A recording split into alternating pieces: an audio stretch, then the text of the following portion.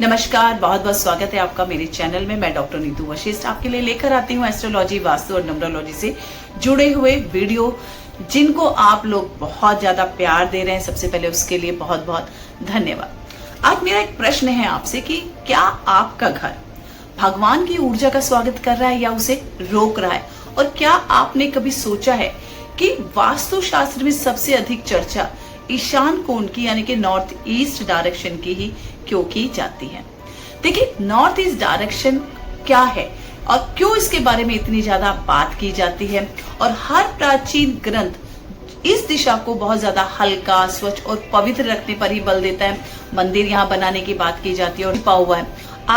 आज हम ईशान कोण को केवल एक दिशा नहीं बल्कि वास्तु पुरुष मंडल, देवताओं, ज्योतिष और जो भी ब्रह्मांडीय हमारी ऊर्जाएं, उनके दृष्टिकोण से समझेंगे और जानेंगे कि वास्तु में इसको इतना महत्व क्यों दिया जाता है। देखिए, ईशान शब्द संस्कृत के ईश से बना है, जिसका अर्थ होता है परमेश्वर या भगवान शिव।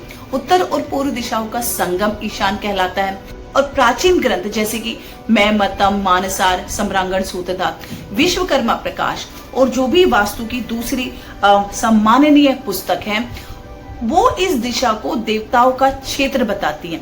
ये दिशा केवल पूजा का स्थान नहीं है, बल्कि ऐसा कहा जाता है कि जो भी दिव्य चेतनाएं हैं, जो भी आध्यात्मिक जागरण होता है, जो भी दिव्य आत्माएं होती हैं, वो उनके आने का प्रवेश द्वार है। और अगर आप वास्तु पुरुष की तस्वीर को देखते हैं, पिक्चर को देखते हैं, तो भी आप पाते हैं कि वास्तु पुरुष का जो मुखमंडल है वो ईशान दिशा की तरफ ही है।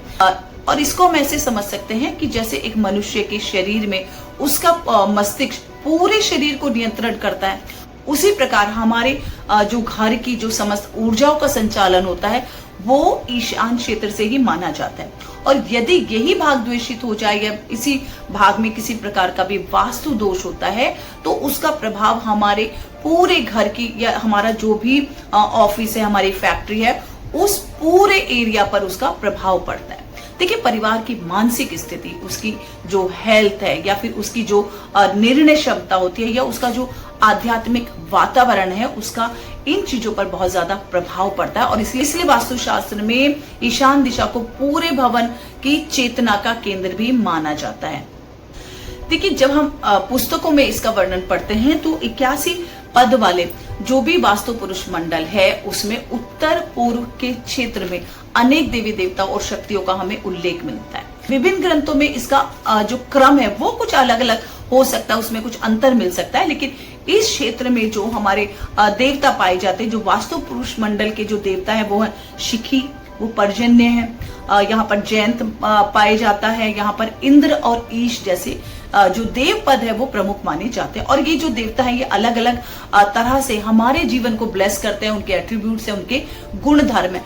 और अगर इनके पद पर किसी प्रकार का वास्तु दोष होता है तो उनके वो नेगेटिव प्रभाव भी हमें देखने के लिए मिलते हैं। देखिए, जो शिखी का पद है वो दिव्य तेज और चेतना का प्रतीक माना जाता है। वही जो पर्जन्य का पद है वो हमें जीवनदायी वर्षा, समृद्धि, और जब किसी परिवार में कन्याओं का जन्म होता है तो उससे जोड़कर भी देखा जाता है। वही जयंत को हमारे जीवन में जितने भी हम तरक्की करते हैं, विजय प्राप्त करते हैं, लोगों से हमारा जो संबंध बनता है या गवर्नमेंट से जो हमारे संबंध बनते हैं, वो उसके प्रतीक के रूप में उसको देखा जाता है। वही इंद्र का जो पद है वो हमें प्रतिष्ठा दिलाता है, वो हमें मान सम्मान दिलाता है, नेतृत्व की क्षमता और ऐश्वर्य का प्रतिनिधित्व करने वाला ये इंद्र का पद माना जाता है। जबकि ईश पद स्वयं भगवान शिव तत्व और परम ज्ञान का प्रतीक माना जाता है।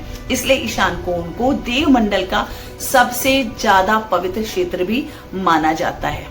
हमने ये तो समझ लिया कि ईशान दिशा में कौन से देवता होते हैं और हमें वहां पर वास्तु दोष नहीं करने चाहिए, लेकिन शास्त्र क्या कहता है कि इसमें हम मायामतम में देखते हैं कि मायामतम के अनुसार क्या कहा गया है। ये कहता है कि ये भाग बहुत ज्यादा खुला होना चाहिए, हल्का होना चाहिए, स्वच्छ होना चाहिए, प्रकाश युक्त होना चाहिए। वहीं यहाँ पर पूजा घर आप बना सकते हैं, ध्यान कक्ष यहाँ पर बना सकते हैं। बच्चों के लिए अगर अध्ययन कक्ष आप यहाँ पर बनाते हैं तो ये बहुत ही अच्छा माना जाता है। इस स्थान पर स्वच्छ जल की व्यवस्था करें। अगर जल की व्यवस्था आप नेचुरली नहीं कर सकते तो पानी भरकर इस दिशा में रखना बहुत ही शुभ माना जाता है। इस स्थान पर कभी भी आपके घर का शौचालय, आपके घर का रसोई घर, नहीं आना चाहिए, क्योंकि ये दोनों ही बड़े वास्तु दोष माने जाते हैं। इसके अलावा ईशान दिशा में कभी भी आपके घर की सीढ़ियां नहीं आनी चाहिए, या अत्यधिक भारी सामान भी यहाँ पर आपको रखने से बचना है, क्योंकि ये बहुत ज्यादा मानसिक तनाव आपको दे सकता है, आपके अध्ययन में ये बाधा डाल सकता है, वहीं आपकी निर्णय शक्ति जो रहती है उसमें भी कमी आ सकती है। ये आपके व्यापार को असंतुलित कर सकता है, और परिवार के जो लोग हैं उनमें भी ये आपसी कलेश उत्पन्न कर सकता है। तो यहाँ के वास्तु दोषों से बचना चाहिए। देखिए, आज हमने बहुत विस्तार से चर्चा नहीं की है, पर जो हमने अभी तक शास्त्रों में जो पढ़ा है, शास्त्र सम्मत आज जो चीजें हैं, क्या करने की मनाही है और क्या हम कर सकते हैं, आज हमने उसके बारे में ही बात की है। देखिए, यदि आपके घर का ईशान कोण संतुलित रहता है तो ये केवल एक वास्तु के नियम का ही हम पालन नहीं करते हैं, बल्कि हमारा जो ज्ञान है, हमारी जो हेल्थ है, और जो हमारा आध्यात्मिकता और हमारी सकारात्मक ऊर्जा है, वो हम यहाँ से अट्रैक्ट करते हैं। देखिए, इसलिए घर बनाते समय या उसमें जब भी आप कोई रेनोवेशन करते हैं या परिवर्तन करते समय हमेशा ये ध्यान रखें कि पहले आप इस दिशा का जो मूल सिद्धांत है उसको ध्यान में रखें, और फिर यहाँ पर कंस्ट्रक्शन करें। याद रखिए, घर की समृद्धि केवल धन से नहीं होती कि धन हमारे पास बहुत ज्यादा है तो हम बहुत ज्यादा सुखी माने जाएंगे, ऐसा कोई भी पैरामीटर नहीं है, बल्कि ऐसा घर जहां पर सही ऊर्जा हो, लोग आपस में प्रेम से रहे, लोगों की हेल्थ अच्छी रहे, तन मन उनका अच्छा रहे, उत्तम स्वास्थ्य लोगों का रहे, वही एक आदर्श घर माना जाता है। देखिए धन हमारे भाग्य और हमारे कर्म से जुड़ा हुआ माना जाता है, लेकिन वास्तु एक ऐसा टूल है, वास्तु एक ऐसी चीज है जो हमारे हाथ में होती है। अपने घर का वास्तु ठीक करना 90% तक हमारे खुद के हाथ में होता है। शुरुआत हम अपने मुख्य द्वार से कर सकते हैं, फिर हमारे घर में जो रंग किए जाते हैं उन रंगों से करते हैं, या फिर हमारे घर में जो सामान है उस सामान की व्यवस्था हमें कैसे करनी है उसके द्वारा भी हम अपने वास्तु को बैलेंस कर सकते हैं। भाग्य हमारे हाथ में नहीं है, कर्म हम अच्छे करके अपने भाग्य को बना सकते हैं, लेकिन वास्तु की काफी चीजें हम अपने आप से खुद से ठीक कर सकते हैं। देखिए, यदि आपको ऐसे शास्त्र आधारित और शोधपूर्ण वीडियो पसंद आए तो इस वीडियो को लाइक जरूर करें, और चैनल को अगर आपने अभी तक सब्सक्राइब नहीं किया है तो चैनल को सब्सक्राइब जरूर करें। और नेक्स्ट किस डायरेक्शन के बारे में आप शास्त्र सम्मत, शास्त्र आधारित शोधपूर्ण वीडियो आप देखना चाहते हैं तो वो हमें कमेंट बॉक्स में लिखकर जरूर बताएं।